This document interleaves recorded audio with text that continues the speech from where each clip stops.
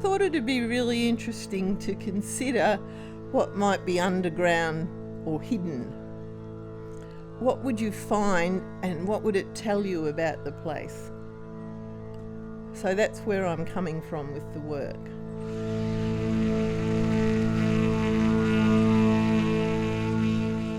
When you find out something about a place, then you feel more attached to it.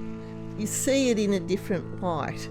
And with each of these works that I've done, each of the 17 works, different stories are associated with them all. One reason that I use found objects in the way that I do is that I want them, however humble, to be presented as precious objects, things worthy of consideration with their own stories to tell, to present them in a way that makes people think about them in a different light.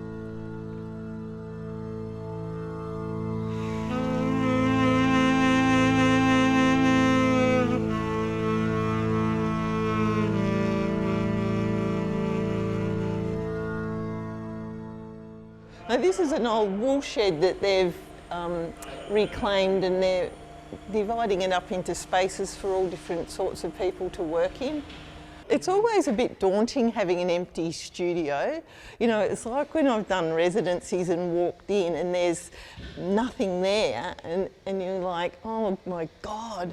But it's kind of exciting too, because it's always like the start of a new venture. So it kind of looks very bare at the moment, but that won't be for long.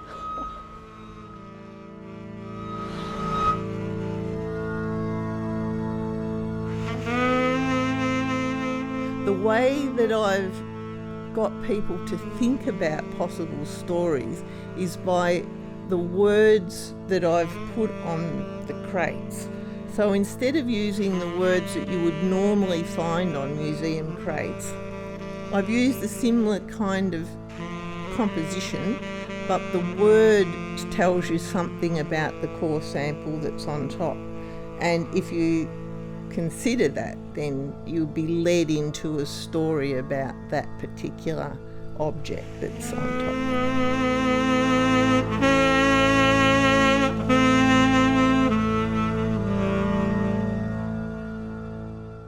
This is an interesting one. This was also like discarded at the LORNE tip, so it's probably from a building site.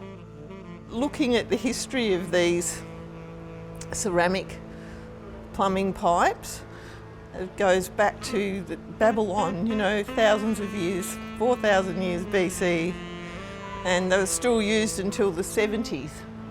But now, of course, plastic pipes have taken over. Think of them as artefacts, you know, like it'll probably be a shock to some people to see this as one of my core samples. But I just think it's really interesting.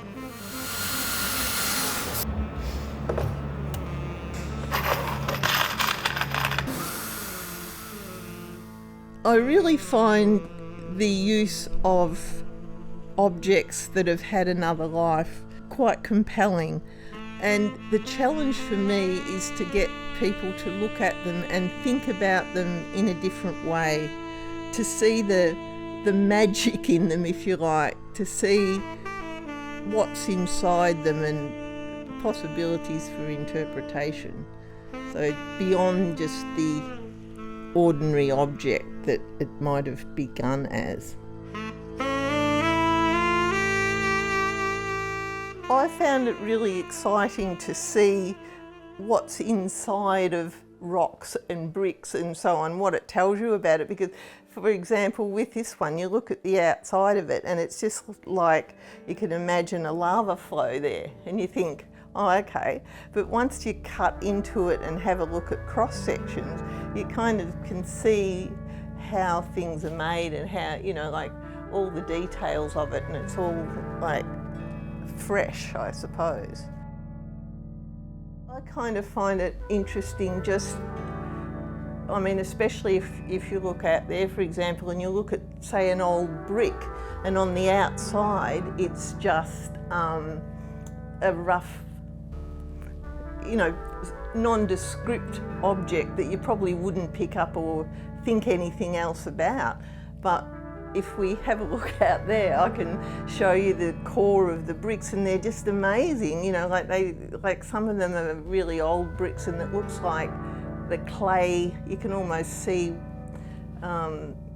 what it's made of and think of where it comes from. These ones here that you're filming now, these ones are actually from the core sample library in Werribee, and one of the things I like about each project I do is what I learn from it. And I'd never even knew a core sample library existed, and going to it was really fascinating. And so these are actual core samples that have come from the depths of the earth, and they come from different places.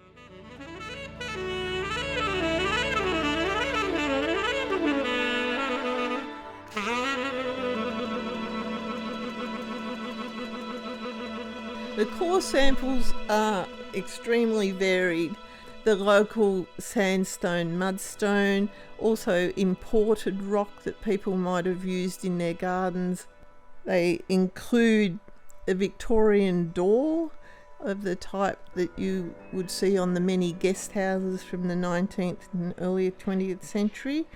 They include bricks from old houses that have been demolished, a rusted wheel hub, a real variety of things, so that when you look at the whole installation, I hope that people will get a sense of a lot of different aspects of Lorne and a lot of the different stories that might be attached to those core samples. The manager had in his office this beautiful core sample that was wood. In fact, he had a number of wooden ones. And so when I went back to my site, one of the trees had fallen and it had been sliced, and I thought back to the core sample library, and I thought I would use that as my signature core sample piece for the tea tree site. But I spent many hours taking that bark off and really trying to see the structure of the tree, what was beneath the bark. And it turned out to be this beautiful, sinuous piece of tea tree. To enhance that, I put some bioluminescent granules in the paint and painted the whole debarked piece of tea tree white.